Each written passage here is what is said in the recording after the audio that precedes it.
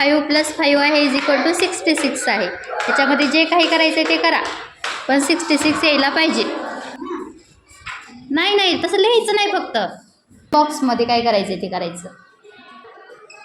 5+ नाही येत. चला, कोण ट्राय करेल? हां बरोबर. चिन्हाच्या साईडला काही करायचं नाही. बॉक्स कट करू शकतात आणि तुम्ही चिन्ह चेंज करू शकतात. ते करून तुम्हाला काय करायचं ते करा.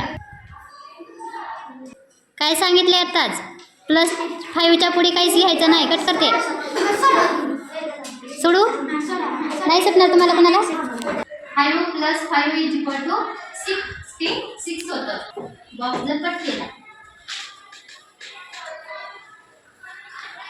तयार काय झालं?